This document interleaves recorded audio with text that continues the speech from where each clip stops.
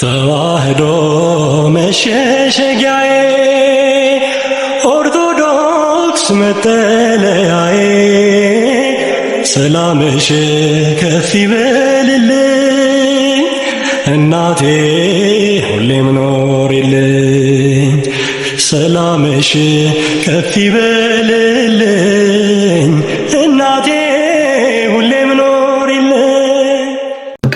ለወላይታ ሀገረ ስብከት ሊቀ ጳጳስ እና ለቅዱስ ሲኖዶስ አባል ፕላስ ደግሞ ለአብነት ትምህርት ቤቱም ደግሞ የበላይ ጠባቂ ለሆኑት ብፁዕ አባታችን በካሽ የሰጠነው ገንዘብ ነው። ፈለገ ሰርቋል ነው ለእናንተ የተባለ የተወራው። አይ ይሄንንም ግን አድርጓል ሰው እንደዚህ አይሏቸው። ለምን መሰላችሁ? የእነዚህ ሰዎች ኢንቴንሽን ፍትህ ማግኘት ሳይሆን ስም ማጥፋት ነው። ቀደም ብያችኋለሁ። ጦርነት የዘመተ ፈረስ ለሰርገኞች የተተኮሰ ጥይት አያስደነግጠው ወዳጄ። ከዚህ የበለጠ ብዙ ቻሌንጅ ያየው ሰው ስለሆንኩኝ በእናንተ ጭንፍን ጥላቻ ይሄው እንደዚህ አድርጎ በዚህ ወጥቶ በዚህ ገብቶ ምናምን የምትል ሁልህም ያንተ ንግግር እኔን አያስደነግጠኝም። ለምን በኤአይ ቪዲዮ አድርጋ አሰራም አይደለም ፎቶ ይለጠፈ ማለት ነው። ለምን ሌላ ልክ እኔ የመሰለ ሌላ አይነት ቪዲዮ ለምን አሰራ? ራስን እያዞረ አረፋ እየደፈቀ እኔ ሳገለግል ታየኛለህ። ይሄ ለሚመለከተው አድርሱለት። ከዛ ውጪ ግን እኔ እናንተ ጫጫታ ያስደነግጠኝም። ከዚህ በኋላ እነዚህን ማስረጃዎች ካሳየውን በኋላ አፎቻችሁን የምትከፍቱ አንዳንድ ሰዎች አፎቻችሁ በተከፈቱ ቁጥር ሰው ከእናንተ የሚያየው ለኔ ያላችሁን ጥላቻ ነው እንጂ ሌላ ነገር አይደለም። ከዚህ በኋላ አሁን እኔ ዛሬ ማስረዳው ነገር በቃ በቂ ነው። ከዚህ በኋላ ሰው ጥያቄ ቢያነሳስ ፖሊስ ጣቢያ ይሄድ። በስመ አብ ወወልድ ወመንፈስ ቅዱስ አሐዱ አምላክ አሜን። ሰላም ተወዳጆች እንደምን አላችሁ? እኔ የፍጥረት ሁሉ ባለቤት እግዚአብሔር ይመስገን በጣም ደህና ነኝ። ተወዳጆች እንግዲህ ዛሬ በተነሱ ሐሳቦች ዙሪያ አንዳንድ ሰሞኑን በሚሸራሸሩ ሐሳቦች ዙሪያ አንዳንድ ግልጽ የሆኑ ነገሮችን እናነሳለን። ከምናነሳቸው አበይት ጉዳዮች አንዱ የወላይታ ሀገረ ስብከት የደረሰበትን በዲያቆን ፈለገ አትናቴዎስ ክህደት እሱን እንሰማለን። ሁለተኛ የምናነሳው የሎዛ ሚዲያ የሚባል አንድ ድርጅት ከቅድስት ቤተክርስቲያን ጋር በተለያዩ ደብራት ዙሪያ የሚያደርጋቸውን ነገሮች በአደባባይ የሚክድበት እያንዳንዱ የሚደረገው ክንውን ቆም ብላ ቤተክርስቲያን ማስተዋል አለባት ብለን የምንናገረው አባቶቻችን ሊያስተውሉ ይገባል ብለን የምንናገርበትን ጽኑ ሐሳብ ዛሬም እናሳያቸዋለን። አያይዘን ደግሞ አቡነ አብርሃም በዚህ ጉዳይ የተናገሩት ንግግር አለ። ራችን ጠንካራ ትምህርት አስተምረዋል። እሱን ጋብዣችሁ እጨርሳለሁ። ስለዚህ ይሄ መርሃ ግብር ስትጀምሩ ላይክ እያደረጋችሁ እንድትጀምሩ ለሌሎች እንድታዳርሱልን ያደራ መልእክቴ ነው። ከዋናው ሐሳብ ልነሳና በወላይታ ዲያቆን ፈለገ አትናቴዎስ ወንድማችን እስጢፋኖስ ገንዘብ አጭበርብሮናል የሚል ግልጽ ወቀሳ መጥቷል። እሺ ይሄንን ከሀገረ ስብከቱ እንስማ። በስመ አብ ወወልድ ወመንፈስ ቅዱስ አሐዱ አምላክ አሜን። በሀገር ውስጥም ከሀገር ውጭም የምትኖሩ ኦርቶዶክሳውያን በሙሉ እንደምን አላችሁ? እግዚአብሔር በቸርነቱና በምሕረቱ ብዛት ሁላችንንም በያለንበት ስለጠበቀን ክብርና ምስጋና ለአምላካችን ይሁን። እኔ በአንድ ጉዳይ መልእክት ለማስተላለፍ ነው። ፈለገ አትናቴዎስ ጋር በተያያዘ በ3-4 ቀናት ውስጥ አንዳንድ መረጃዎች በማህበራዊ ሚዲያ ሲዘዋወር ነበረ። ይህንም ኦርቶዶክሳውያን ወንድሞች እህቶች እንደዚህ አይነት መልእክቶች እየተላለፉ ነው በማለት በውስጥ መስመር ልቀውልን ነው ያየነውና በዋናነት ከአብነት ትምህርት ቤት ጋር በተያያዘና በአንዳንድ ጉዳዮች ማብራሪያ በመስጠት እንደነበረ እየሰጠ እንዳለ የብፁዕ አባታችን የአቡነ ይስሐቅን ፎቶ ጭምር በሚዲያ ላይ በመለጠፍ ምላሽ እየሰጠ ያለበት ሁኔታ አለ። ከዚህ ተግባር እንዲቆጠብ በቅድሚያ ይጠይቃለሁ።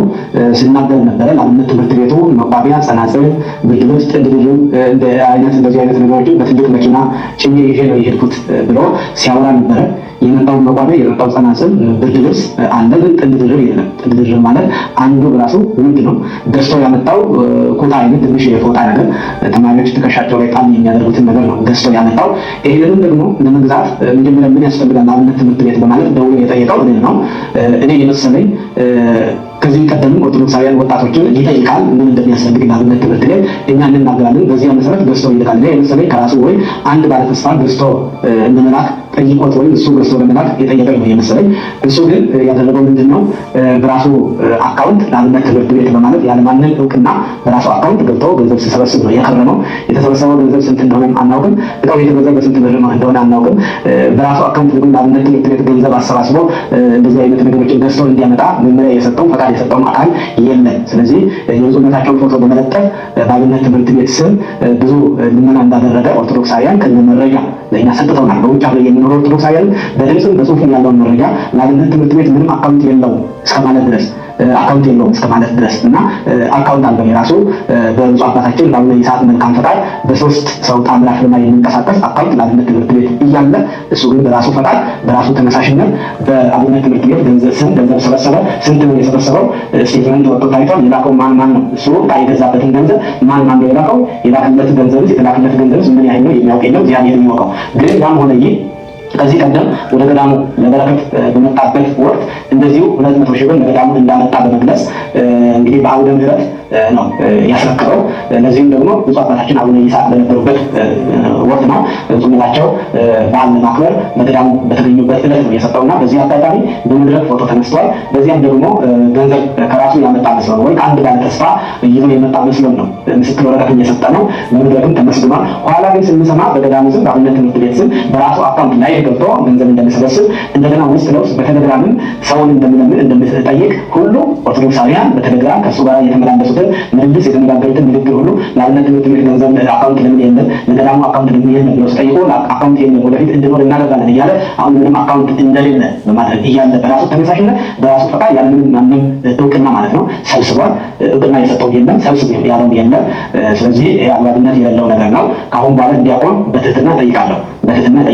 በጣም የምንወዳቸውን አባት ብፁዕ አባታችንን አቡነ ይስሐቅንም እንደዚህ ፎቶቸውን በሚዲያ በመለጠፍ እንደዚህ አይነት ተግባር ላይ እንዳለ አይቻለሁና ከዚህ ተግባር እንዲቆጠብ እጠይቃለሁ። ብፁዕነታቸው የሰጡት እውቅና የመለሱ በራሱ ፈቃድ ነው የሰበሰበው። እንደሆነ ገንዘቡ ስንት ነው? ማን ነው የሰጠው? በራሱ አካውንት ማን ነው በገዳሙ ስም በአብነት ትምህርት ቤት ስም ገንዘብ እንዲሰበስብ የፈቀደው? ስለዚህ ከዚህ ተግባር ልትቆጠብ ይገባል፣ ልትመከር ይገባል። ማናችንም ቢሆን ከኔ ጀምሮ ማንም ሰው በራሱ አካውንት በቤተክርስቲያን ገንዘብ መሰብሰብ የለበትም። አስገባ ብሎ መጠየቅም መንገድ የለበትም። ይሄ አግባብ አይደለም። ስለዚህ የሰራው ስራ ትክክል አይደለም። ይሄ ትክክል እንደሆነ ለማስመሰል በአጋጣሚ እኛም ሳንረዳ ከአንድ ባለተስፋ ያመጣው የከራሲ ያመጣ መስሎን ተቀብለን አመስግነን ሰደናል እና በኋላ ስንሰማ ደግሞ በሁለተኛው ዙር ደግሞ በአንድ ካፌ በአብነት ትምህርት ቤት በወላይታ ሶዶ ርዕሰ አድባራት ገዳማት ደብረ ምንክራት አቡነ ተክለ ሃይማኖት አንድነት ገዳም ለሚገኘው ለአብነት ትምህርት ቤት ገቢ ማሰባሰቢያ ብለህ በራስ አካውንት ሰብስባል። ይህ አግባብ አይደለም። ስለዚህ ይህ አግባብነት የሌለው ተግባር ነው። ስለዚህ ከዚህ ተግባር እንድትቆጠብ። ሁለተኛ ደግሞ የብፁዕ አባታችንን የአቡነ ይስሐቅን ፎቶ በሚዲያ ለጥፈ ለሌላው ሰው ምላሽ ለመስጠት መጣልም አግባብነት የለው። ስለዚህ ስህተት ካለ እዚያው መታረም ይገባል። መረጃዎች ነበሩ፣ ደብዳቤ ለመጻፍም ለማስጠንቀቅም ሙሉ መረጃዎች ነበሩ። እነዚህ መረጃዎች በሙሉ ለቤተክርስቲያን ክብር ስንል ትተናል። ወደ ሚዲያ መረጃውን አናውጣም። እናውጣት ብንፈልግ ግን በድምፅ በጽሁፍ ሙሉ ያለ ገዳም እውቅና ያለ አብነት ትምህርት ቤት አስተባባሪ ኮሚቴዎች እውቅና የሰራው ስራ በሙሉ በጽሁፍም በድምፅም መረጃዎች አሉ። እነዚያ መረጃዎች ግን ይፋ አናደርግም። ታረም የምንለው ግን የብፁዕ አባታችንን የአቡነ ይስሐቅን ፎቶ በሚዲያ እንዳትለጥፍ ካሁን በኋላ። በዕለቱ አንተ ገንዘብ የሰጠው ከማን እንደሆነ ከየት እንደሆነ አናውቅም ነበር። ኋላ ስንሰማ ደግሞ ከፍተኛ ገንዘብ በገዳሙ ስም በአብነት ትምህርት ቤት ሰብስበህ በጭልፋ ወስደህ በማንቂያ መስጠት አይነት ስራ ነው የሰራው። ይሄ የሚታወቅ ነው። ስለዚህ ይሄንን እንድትቆጠብ እጠይቃለሁ። በእግዚአብሔር ስም በመንፈሳዊ ጨዋነት ነው የምጠይቅህ። ስለዚህ ከዚህ ተግባር ተቆጠብ። ሌሎቻችሁ ንገሩት፣ ገስጹ። ጓደኞቹ ካላችሁ የእሱ ጓደኛ የሆናችሁ ከተግባሩ እንዲቆጠብ። ገዳማችንም በአብነት ትምህርት ቤታችንም ስም ገንዘብ በራሱ ፈቃድ በራሱ አካውንት መሰብሰቡ አግባብ ያለ መሆኑን ማመን አለበት። ከዚያ በኋላ ደግሞ መቋሚያ ጸናጽል ጥንድ ድርብ ያልከው እሱም ጥንድ ድርብ አልመጣም። በትልቅ መኪናም ሳይሆን አባዱላ በሚባል ይሄ ነው ዶልፊን በሚባል መኪና ላይ በሚጫንበት ቦታ ተጭኖ የመጣ ውስን እቃ ነው እንጂ በትልቅ መኪና ብለው ሲያወራ የነበረው ሰው ለኔ በውስጥ መስመር ልኮልኝ ነው። ስለዚህ ይሄንን ተግባር እንድትተው በእግዚአብሔር ስም እጠይቃለሁ። በገዳሙ ስም የሚገኘው አብነት ትምህርት ቤት ለማገዝ የምትፈልጉ ኦርቶዶክሳውያን ካላችሁ አብነት ትምህርት ቤቱ በብፁዕ አባታችን በአቡነ ይስሐቅ በኢትዮጵያ ኦርቶዶክስ ተዋሕዶ ቤተክርስቲያን የወላይታ ሀገረ ስብከት ሊቀ ጳጳስና የቅዱስ ሲኖዶስ አባል የተቋቋመና ከ60 በላይ ተማሪዎችን ምግብ፣ ውሃ፣ ልብስ ሁሉ ማደሪያ ቦታ በማመቻቸት ሙሉ ወጪ ብፁዕ አባታችን አባታችን አቡነ ይስሐቅ በሀገር ውስጥም ከሀገር ውጭም የሚኖሩ የመንፈስ ልጆቻቸውን በማስተባበርም እንደዚሁም ደግሞ እየመገቡ እያስተማሩ ያለበት ሁኔታ አለና ይህንን አብነት ትምህርት ቤት ማገዝ የምትፈልጉ አብነት ትምህርት ቤቱ የራሱ አካውንት አለው። 20 ከመቶ ለሀገረ ስብከት የማይቆረጥበት 1023 55 46 209 በዚህ አካውንትና አካውንት ብቻ እገዛ ማድረግ ትችላላችሁ። የአካውንቱ ስም የወላይታ ሀገረ ስብከት አብነት ትምህርት ቤት ይላል። በዚህ ማገዝ መርዳት ትችላላችሁ። ከዚህ ውጭ ግን በአብነት ትምህርት ቤቱ ስም ልመና ከተደረገ ገቢ የማሰባሰብ ተግባር ስራ ከተደረገ ከአብነት ትምህርት ቤቱ አስተባባሪ ኮሚቴ እውቅና ሀገረ ስብከቱ እውቅና ውጭ መሆኑን እንድትረዱ እናሳስባለን። እግዚአብሔር ይስጥልን። ቃሎች ያሰማልን አባታችን። እንግዲህ በዚህ ጉዳይ ላይ ትንሽ ሀሳብ መቸር አለብኝ ብዬ አስባለሁ። ከመግለጫችሁ የማያግባባኝ ነገር አለ። የማያግባባኝ መሰረታዊ ነገር ምንድነው? አናውቅም የሚለውን ነገር ታውቃላችሁ። እውነቱን ለመናገር አባታችን ታውቃላችሁ ምንድነው? እውነቱን ነገር እኔ እውነት ስለምወድ እውነት ደግሞ በቃ እንደዚህ አይነት ቀጣፊ ልጆች እናንተው ናችሁ ለዚህ ጥፋት። በነገራችን ላይ አንደኛ እንግዲህ ፈለገ አትናቴዎስን በግብጽ ሄጄ ባየው ጊዜ የአትናቴዎስን አንዳንድ መጽሐፍቶች ባየው ጊዜ የማትችሉትን ስም ለምን ትሸከማላችሁ? ፈለገ አትናቴዎስ የአትናቴዎስን ፈለግ የሚከተል አትናቴዎስ ግን ማን ነው ተብሎ ቢጠየቅ አትናቴዎስን የማያውቅ ጠንከር እናድርገው። ዲያቆን እስጢፋኖስ ማን ነው ምንድን ነው የሚለውን ነገር እኛ አንዳንድ ወንድም በውስጥ ስንመክር ያው እንግዲህ ጅሪ አለ፣ ተከታይ አለ፣ ግሪሳ አለ፣ ተጽዕኖት ፈጣሪ መሰል ነገሮች ግን እናንተ ታውቃላችሁ። ምንድነው ታዲያውን ዛሬ አባቶቻችን እንዲያናደዳቸው ሲባል በዛ ወቅት እኛ ቤት ራሱ እኮ ተሰብስቧል። በነገራችን ላይ ወደ 200 ሺህ ብር ተሰብስቧል ለአልባሳት ለካህናት አልባሳት ተብሎ ለቅዱስነታቸው ተብሎ ለብፁዕነታቸው ተብሎ ወላይታ ይሄድ 360 ሺህ ብር ነው የሚያስፈልገኝ ተብሎ እኛ ቤት ከ200 ሺህ ብር በላይ ቃል ተገብቷል። እኔ ራሴ 10 ሺህ ብር ልክ ያለው በዛ ጊዜ ዲያቆን እስጢፋኖስ በጣም ብዙ ልጆች ልከዋል እኛ ጋር። እሺ አሁን ምንድነው ቤተክርስቲያንን የግርሳት እንደዚህ ያናደዳቸው አባቶቻችን ምንድነው? የፈለገ አትናቴዎስ ገንዘብ በዛ ጊዜ የገባው ገንዘብ ሲታይ የተለጠጠ ነው። ኤክስትራ ገንዘብ ገብቶለታል። ምን ችግር አለ? ባንኩ አደባባይ ላይ አለ አይደል? አሁን እኔ ብንያም ሽታዬ ባላለው እዚህ ባንክ አካውንቴን ለጥፍ ያለው አይደለ? ኢትዮጵያ እያለው ታውቃላችሁ። ይሄን አገልግሎት የምትደግፉ አሁንም ይሄን አገልግሎት የምትደግፉ እንላለን አይደለ? በቃ እኮ እዛው እኮ የንግድ ባንክ ልጅ ዳ አርጎ ሲያወጣው ከነ ባንክ ስቴትመንቱ ይዘረግፈዋል። ሲታይ እልል ያለ ብር ወጥቷል። እስጢፎ በቃ ግጧል ብር በቃ አለቀ። ከዛ እንዳሉት በጭልፋ ይዞ በማንኪያው እንኳላቸው። ለዛውም በማንኪያ ሳይሆን በማንኪያው አይነት አለው በትልቋ የቡና ማማሰያ እንኳላቸው። ያ እናደዳቸው። ከዛ ልጁ ማንን ሊሰማ ነው? በቃ ፋክቱ ይሄ ነው። እውነታው ይሄ ነው። በቃ እውነታውን ተረዱት። በወቅቱ ፈለገ እስጢፋኖስ የሰበሰበው ገንዘብን እውነቱን አወቁት አባቶች። አሁን ፕራይቬት ባንክ ቼክ ማድረግ ምናምን ቤተክርስቲያን አይደለም ያደረገችው። ልክ በዚሁ አብረው የነበሩ ቡድኖች አሉ፣ አጣሩ። እልል ያለ ገንዘቡ ተበልቷል። እልል ያለ ገንዘብ። አሁን አንዳንዱ እንደ ፐርሰናል አካውንቲንግ ቼክ ልታደርጉ ትችላላችሁ። ሌባ ኮንክ ቼክ ትደረጋለህ፣ ካጭበረበርክ ቼክ ትደረጋለህ፣ ካወናበድክ ቼክ ትደረጋለህ። ለምን ታፍራለህ? ተፈተሽ። በቃ ቤተክርስቲያን ለዛው ጨዋ በመሆኗ ነው እንጂ መክሰስ ሁሉ ትችል ነበር። በዚህ ጊዜ ሌላ አንተ ምን ኢንካም ጀነሬት አለ? የጌሙ ገንዘብ የሚመጣው በፔፓል ነው። እና እውነታው ይሄ ነው። አባታችን ግን አናውቅም ማለት አይቻልም። ታውቃላችሁ። በቃ ተስማምታችኋል። በቃ በራሴ ላሰባስብ ሲል የለም ሲል ነበሩ እኮ ምን ተዋወቀ። እኔም እኮ ጠይቄያለሁ እኮ በውስጥ እኮ አልጠየኳችሁም? አንዳንድ ወንድሞችን እነ ሰብስቤን ታሪክ አታውቁም? እነ ቢንያሜን ታሪክ አታውቁም? አባቶቼን ታሪክ አታውቁም? በቃ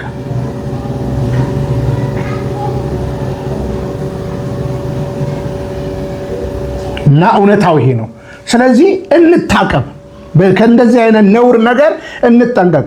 ፈለገም ብራቸው መልስ፣ ሌላም ደብር እንዴት ተናገረዋል፣ መልስላቸው ብራቸውን። እርግጥ አውድመከዋል፣ ግን በቃ የገዛከውን ቅራቅንቦን ቢሆን ሸጠ፣ መልስላቸው ብራቸውን።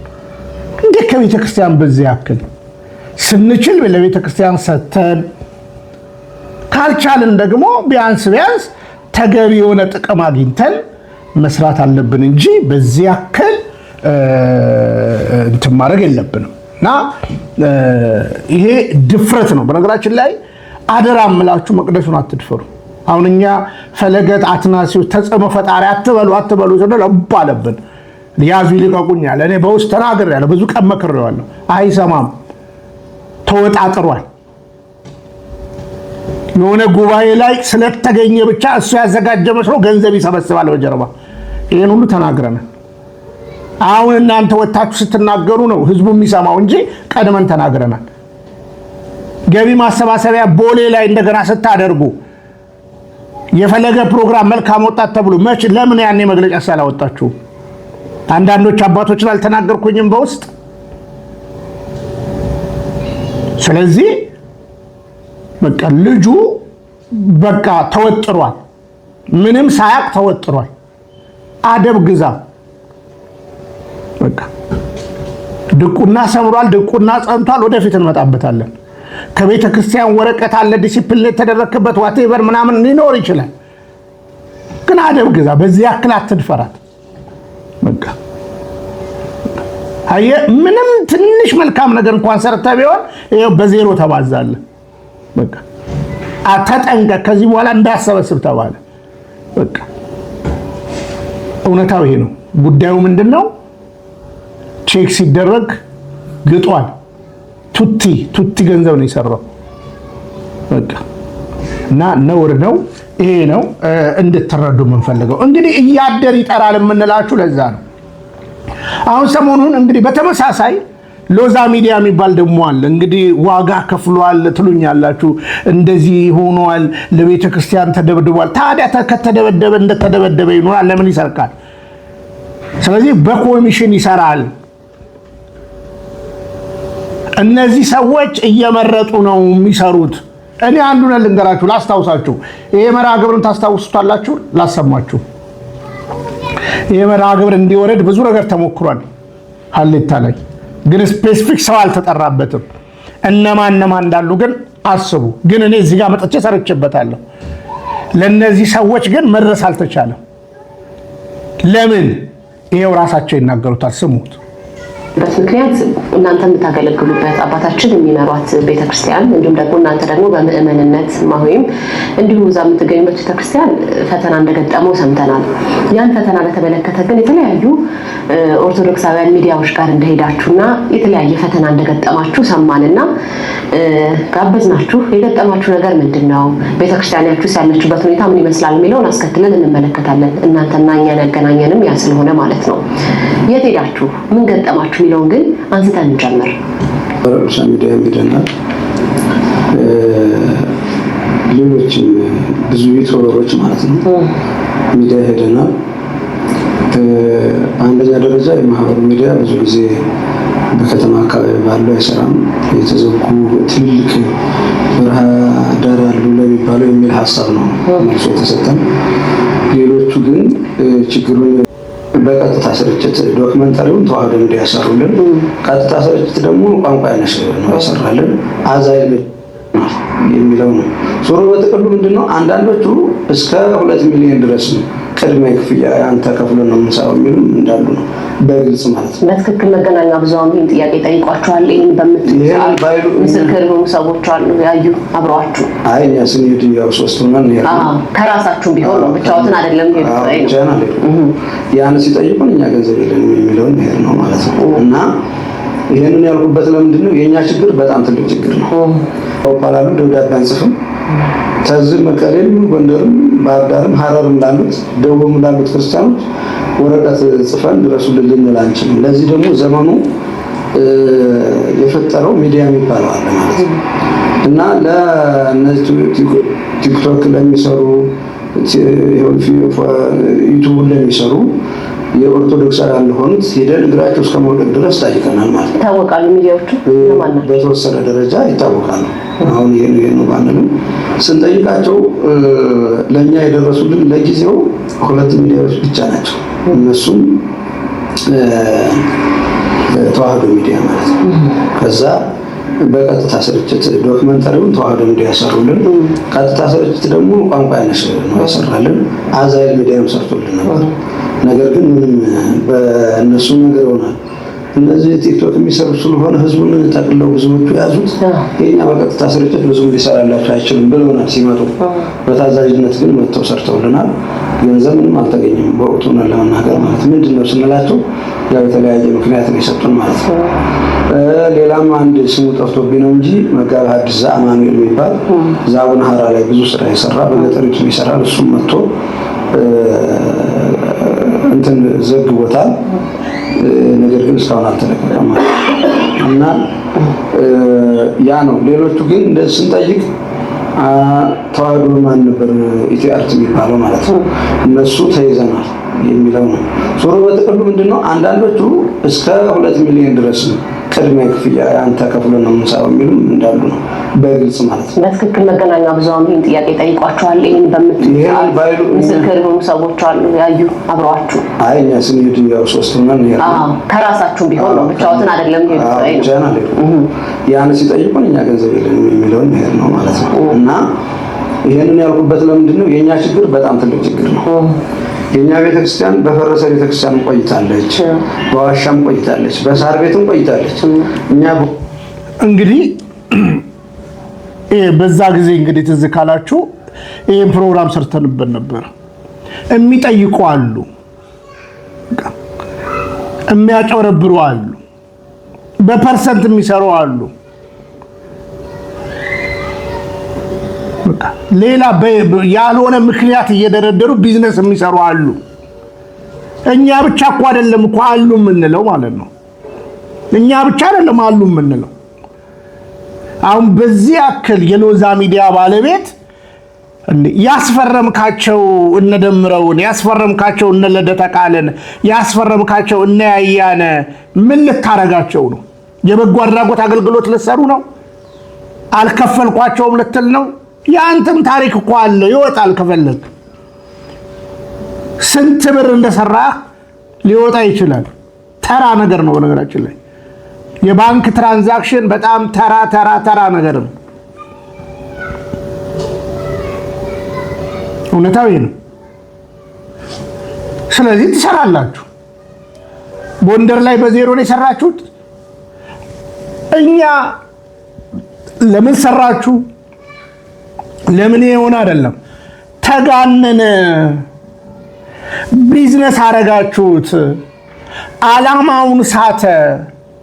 ያልሆነ ገንዘብ እየተሰጠ እየተሰራ ከባባድ ነገር እየተፈጠረ ነው። አደብ ግዛ ነው እኛ እያልን ያለ ነው።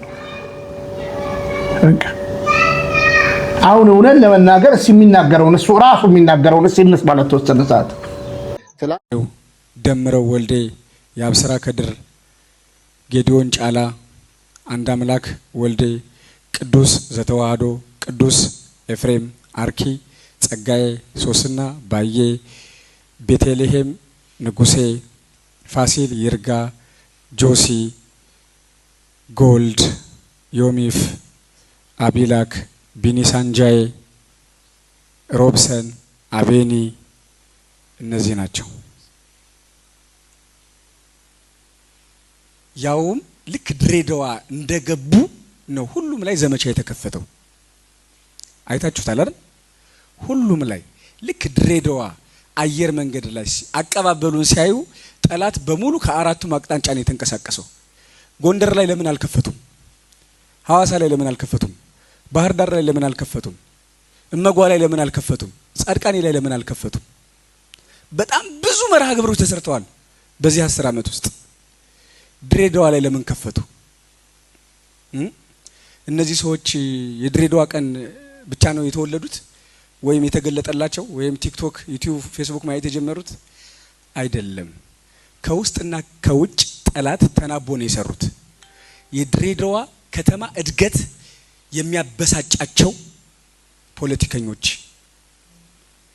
የከተማው ከንቲባ በመገኘቱ የተበሳጩ እርድብን ቅጥል ያሉ፣ እኛ ደግሞ ስለተገኘ በጣም ስለተደሰትን እና የድሬን እንግዳ ተቀባይነት ለማኮሰስ የሄዱበት ርቀት ነው። ግን አልተሳካም። ቢኮዝ መሪያችሁ ፍቅር ነው፣ ህዝቡም ፍቅር ነው። ይህንን ደግሞ በድል ተወጥታችሁታል። እንኳን ደስ አላችሁ።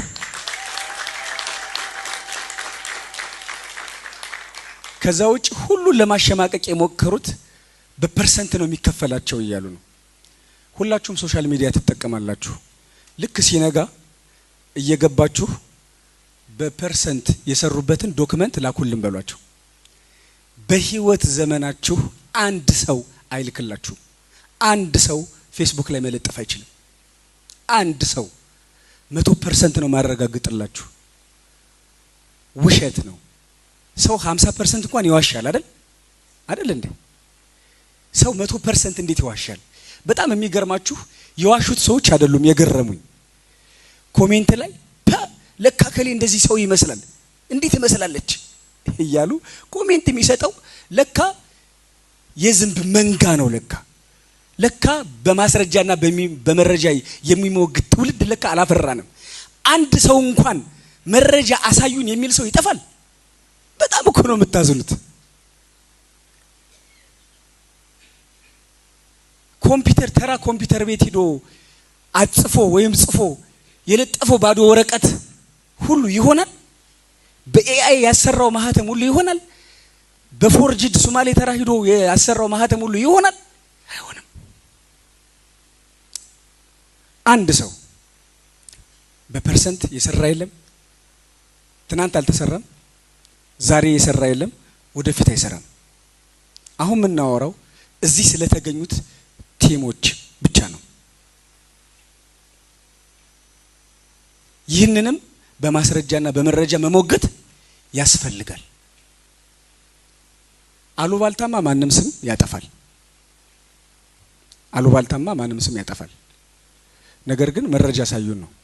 ያ መረጃ ደግሞ ትክክለኛ መሆኑን ደግሞ ባለ ጉዳዩ ወጦ ያውራ፣ ጋዜጣዊ መግለጫ ይስጥ። ከዛስ ፍርድ ቤት ሲቆማት ልክ ይገባታል። ያኔ በጣም የሚገርማችሁ አዲስ አበባ የተቀመጡት ስም ጠርተው አይሞግቱም። ምንድነው የሚያደርጉት? ውጭ ሀገር ላለ ሰው ነው የሚልኩት። ውጭ ሀገር ያሉት ምን ስለሚሆኑ ስለማይከሰሱ እንጂ አዲስ አበባ ላይ ያለ አድራሻዬ እዚህ ቦታ ነው፣ እዚህ ቀበሌ ነው፣ መክሰስ የሚፈልግ ይክሰሰኝ ብሎ አንድ ሰው አይወጣም።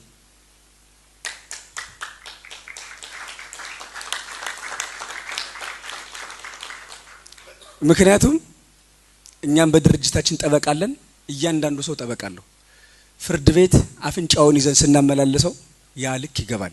ተፈርዶበት ወህኒ ቤት ሲገባ ልክ ይገባታል። ግንስ ፊት ለፊት አይሞግቷችሁም። አድራሻቸው አይታወቅም። አብዛኞቹ ደግሞ ውጭ ሀገር ነው ያሉት። ስለዚህ ምንድነው የሚያደርጉት? ቅናት ያሳበዳቸው ፕሮግራሙ እንደዚህ ሲያምር እርር ቅጥል ያሉ አንዳንዶቹ ፕሮግራሙ ላይ ውሰዱን ብለው ኮሚቴዎቹ በቃ ምን ፈልጋችሁ እናንተን ነው ስላሉ ያልመጡ ናቸው የተቃጠሉት።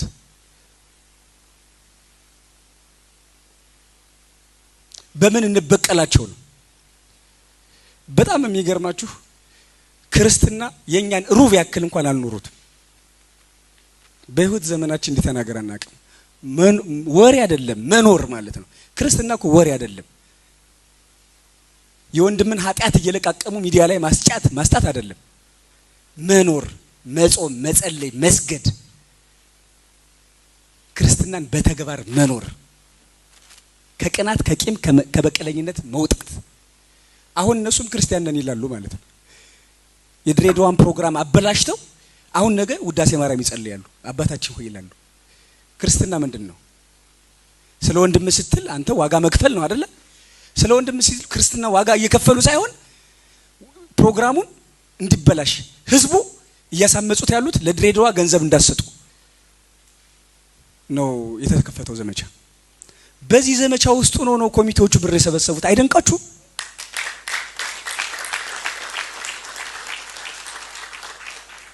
እና አሁን ይሄን የምነግራችሁ ከ10ኛ ክፍል በላይ ናችሁ አብዛኞቻችሁ። እንዴት የድሬዳዋ ክርስቲያን ነው ዝም እንዴት ይላል? አንዳንዶቹ ደግሞ እዚህ ያሳደጋችኋቸው ናቸው። በጣም እኮ ነው የሚገርመው ማለት ነው። በጣም ሰው ላደገበት ቤተክርስቲያን ገቢ ሲሰባሰብ ላደገበት ቤተክርስቲያን ጠላት ይሆናል? በጣም ልንገራችሁ፣ በፐርሰንት መስራት ኃጢአት አይደለም። በፐርሰንት መስራት ወንጀል አይደለም። በፐርሰንት እንዳይሰራ የከለከል ነው እኛ ነን። እኛ እኮ ነው የምነግራችሁ። እኛ ለምንድን ነው የከለከል ነው ካላችሁ፣ ለቤተ ክርስቲያን በፐርሰንት ይሰጣል እንጂ ከቤተ ክርስቲያን በፐርሰንት መወሰድ የለበትም ብለን ስለምናምን፣ ከተሐድሶ ቀጥሎ ለቤተ ክርስቲያን ፈተናዋ እሱ ነው ብለን ስለምናምን፣ ለዚህ ዘመን አይደለም ከ50 ዓመት በኋላ ያለውን ፕሪዲክት አድርገን ነው ይሄን ያደረግነው። እኛ ህግ አውጥተን እኛን ይከሳሉ። ሌባ ንጹህ ሰው ይከሳል። ደሞ እኮ ጀግና ማለት ቅድም እንደነገርኳችሁ ምን ማድረግ ነው? ይሄው በፐርሰንት የሰሩበት ብለው ምን ማድረግ ነው? መለጠፍ ነው አይደል? ከዛ በኋላ አዲስ አበባ ካሉ ታያላችሁ ዜና፣ ጠበቃ ቆመን ፍርድ ቤት ስናመላለሳችሁ ታያላችሁ። ይሄን በኮንፊደንስ ነው የምናገረው። ቢኮዝ አሁን የምናገረው እየተቀረጸ ነው፣ ላይቭ እየተላለፈ ነው። 100% እርግጠኛ የሆንኩበትን ነገር ነው ማወራችሁ። ግን ይሄን አያደርጉም። ምንድነው የሚያደርጉት? ውጭ ሀገር ላሉ፣ ኡጋንዳ ላሉ፣ አውሮፓ ላሉ፣ አሜሪካ ላሉ ነው የሚልኩላቸው። ለምን? እነሱ እዚህ ስለሚከሰሱ ለማይከሰሱት ነው የሚልኩት። ሌላውን ነገር ልንገራችሁ።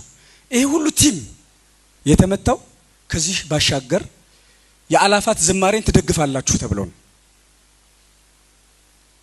የአላፋትን ዝማሬ የሚደግፍ አገልጋይ ነው። ስለዚህ ምንጩን በለው ነው። እነዚህን ልጆች ደግሞ የሚያስተባብር ሎዛ ኢቨንት ነው። ምንጩን በለው ነው። የአላፋትን ዝማሬ እንደግፋለን።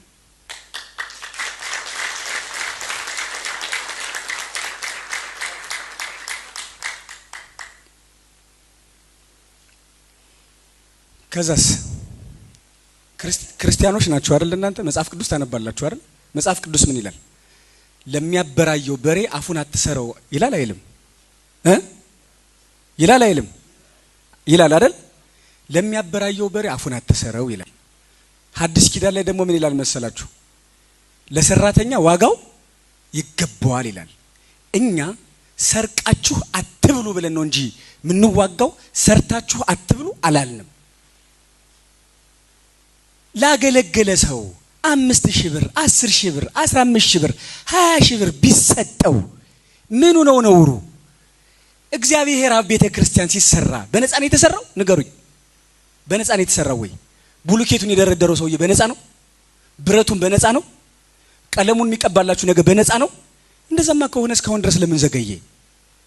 ለምን ዘገየ? ሁሉ ነገር በገንዘብ አይደል እየተሰራ የመጣው? ካህኑ ግን ደሞዝ ሲቀበል ምን ይሏችኋል? አውቀው እኮ ነው አባቶቻችን እንድጠሉ፣ መምህራኖቻችሁን እንድጠሉ፣ ዲያቆናቱን እንድጠሉ እኮ ነው። ይሄ ሆን ተብሎ በተጠና መንገድ አገልጋዮችን ከምእመናን ልብ ውስጥ በማስወጣት ምእመናን ሃይማኖታቸውን እንዲቀይሩ የማድረግ ስትራቴጂ ነው እንጂ በነፃ የተሰራ ቤተክርስቲያን ያለቀ በህይወት ዘመናችሁ የምታውቁት አለ? የለም። የምንሰበስበው ገንዘብ በሙሉ ለሰዎች ነው። ቅድስት ሥላሴ 100 ሚሊዮን ብር ነው የፈጀው። የሚገርማችሁ 100 ሚሊዮን ብሩንም የተቀበሉት ኦርቶዶክሳውያን ናቸው፣ ክርስቲያኖች ናቸው። ለምን በነፃ አልሰሩትም? ንገሩኝ። ለምን በነፃ አልሰሩትም? ቤተሰብ አለባቸው አይደል? ህይወት አለባቸው። ለልጆቻቸው ትምህርት ቤት አይደል እንዴ? ለካህናት ግን ምን ይሆናሉ? ይቃወማሉ። ስለዚህ ጠላቶቻችንን በደንብ መለየት ያስፈልጋል። እኛ ሰርተው የሚበሉትን አንቃወምም። እኛም እንቃወመው ሰርቀው የሚበሉትን ነው። እንደተሰረቀና እንዳልተሰረቀ ደግሞ የሚመረምረው ምእመን አይደለም። ምእመን የት ያውቃል? ማን ነው? ኮሚቴ፣ ሰበካ ጉባኤ፣ ሀገረ ስብከት አይደል እንዴ? የአባቶቻችን ትእዛዝ መጠበቅ ያስፈልጋል። በዚህ መጠን ስነ ልቦናችሁ ከፍ ካለ አንድም ጠላት ቤተክርስቲያኗን አያዋርዳትም። ምእመናንንና አገልጋዮችን የሚለይ ነገር የለም ማለት ነው። ስለ ሁሉም ነገር እግዚአብሔር ይመስገን። እግዚአብሔርን አመስግኑ። እንግዲህ ከክለቡ ተጫዋቾች በሱ ቡድን ውስጥ ያሉትን ዘረዘረና ራሱን ላይ ሰቀለ። እናንተ የምትቃወሙን ትጸልያላችሁ። አንተ እንኳን የምትዘርፈው ትጸልያለህ። አንተ እንኳን አጭበርባሪ ትጸልያለህ። እኛ እንጸልያለን አላለም። እንደኛ መከራ አልተቀበላችሁም ምናምን ትላለህ። መከራ እኮ መስቀል እኮ ለራሴ ነው የምቀበለው፣ ለአንተ ስላልቀበልም። አታጭበርብር። አላጭበረበርኩም ካልከን እሺ አውጣው አግሪመንቱን። ባህር ዳር ላይ ለምን ተከለከላችሁ? በቃ አሁን ገና ለገና ድሬዳዋ ላይ አልተሳካልንም፣ እንደጠበቅነው አልሆንም፣ ተቃውሞ መጣብን። አሁን ቀጥላለን አደብ እስካልገዛ ድረስ። አበላ ያግኙ አላልንም፣ ገንዘብ አይከፈላቸው አላልንም። ግን ዘራፊ ቡድን ናችሁ።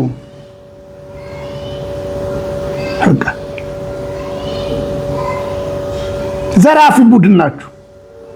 አንተ ዘራፊ ነህ፣ እብሪተኛ ነህ። በመረጃ ነው የምንናገረው። እንተዋወቃለን እኮ የባንክ ትራንዛክሽናችሁ ላይ ምን ያህል ገንዘብ እንደሚመላለስ ይታወቃል እኮ። አታጭበርብር። እዚህ የተጋጋላችሁትና እንትን ያደረጋችሁት ነው ያልሆነ ነገር አመጣችሁ። በቃ ያልሆነ ስም ስትሰጡ ነው የነበረው። እኛ እየተናገረን ያለ ነው መሰረታዊ ነገር ነው። ቤተክርስቲያንን ከነክብሯ እንጠብቅ ነው እያልን ያለ ነው። ከነክብሯ በቃ ስለዚህ አሁን የተናገርከው በጠቅላላ እንደ ዝና ታወራዋለህ፣ እንደ ታስጨበጭባለህ፣ እንዲህ ነው ትላለህ። የድሬዳዋ ከንቲባ እንዴ እኔ በጣም እኮ እንዳከበርናቸው ነው ያሉት። መርዳትም አለባቸው፣ ግዴታቸው ነው። በጎን መቆም አለባቸው፣ ግዴታቸው ነው። የሁሉም አስተዳዳሪ ናቸው። እና ተናዳችሁ ነው ምናምን። እሺ አቡነ አብርሃም ላይ ለምን አሰራባቸው? አቡነ አብርሃም እኮ በግልጽ አማርኛ እኮ ተናግሯል። ይኸው ስማ። አሁን ገበያው ቤተክርስቲያኒቱ ላይ እየደራ ነው፣ ከፍም እያለ ነው። አሁን ገበያው ቤተክርስቲያኒቱ ላይ እየደራ ነው፣ ከፍም እያለ ነው። እንደውም ፐርሰንት አለበት። እነ ሊቀ ሊቃውንትን እዚህ የጠየቅኩኝ ዛሬ እየጠራን ነው እንደዚህ ሲሉኝ ፐርሰንት በሚለው ህጋችሁ ነው ወይስ የዕለት ምግብ ማደሪያ በመክፈል? ይሄ ነው ጥያቄ። የዕለት ምግብ ቤት ለእንግዳ ተብሎ ይመገባል፣ ትራንስፖርት ይከፈላል። እንዲያም ሲል እንደው ለኪስም መባል ይኖርበታል። ግድ የለም ግን በፐርሰንት 40%፣ 50%፣ 60% የሚል በጆሮ የሽጉ የሚል ነገር አለና እንደዚያ ከሆነ እንዳትሞክሩት።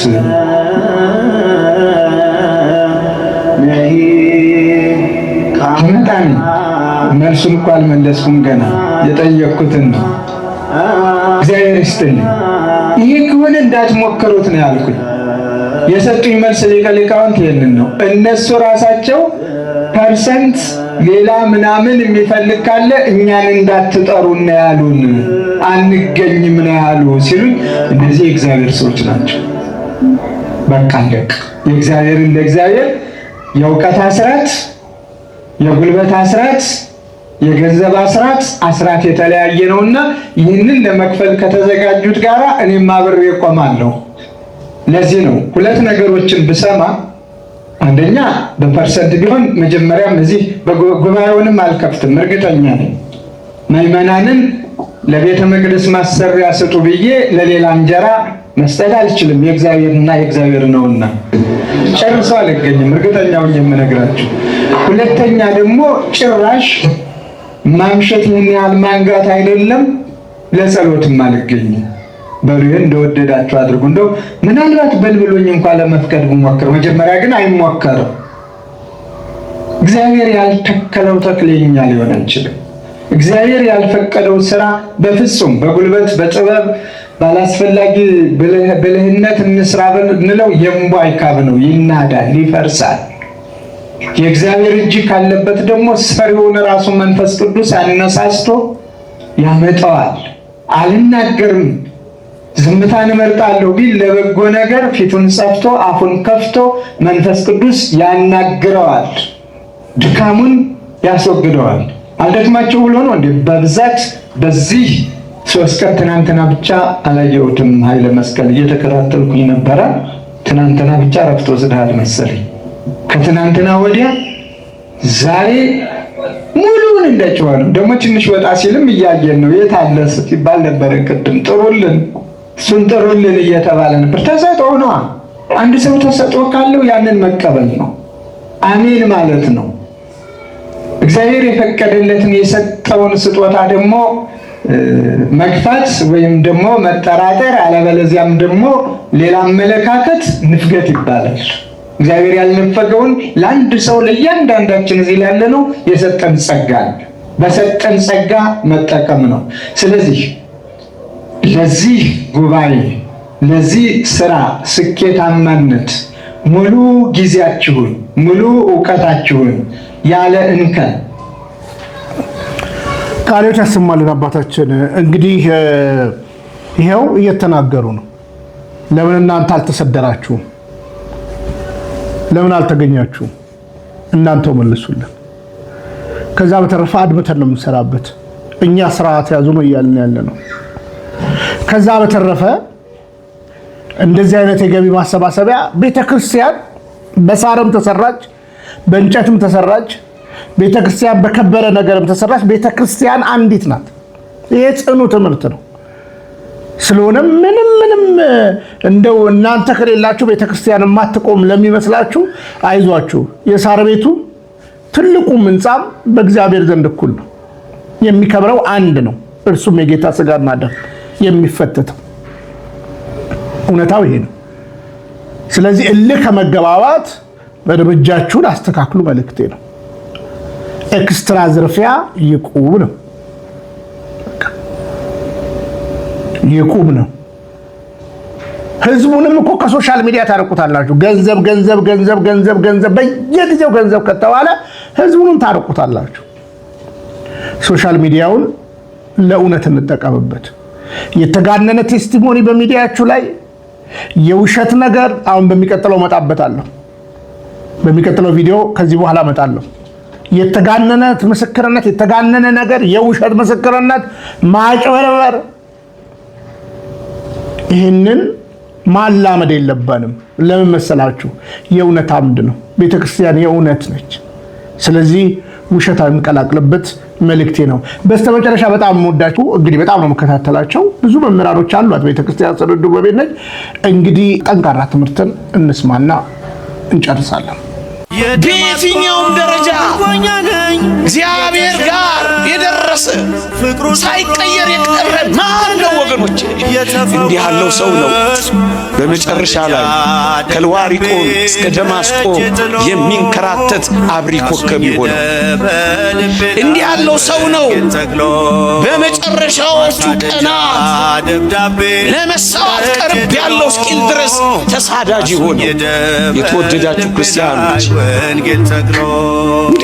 አብሮት የሚማር ሰው ቅዱስ እስጢፋኖስ አንድ ባች የነበሩ ሲወጋ ልብስ ያዥ የነበረ ሰው መጨረሻ ላይ ነፍሱን ያስይዛል ክርስቶስ ብሎ የጠረጠረ ሰው ነበር።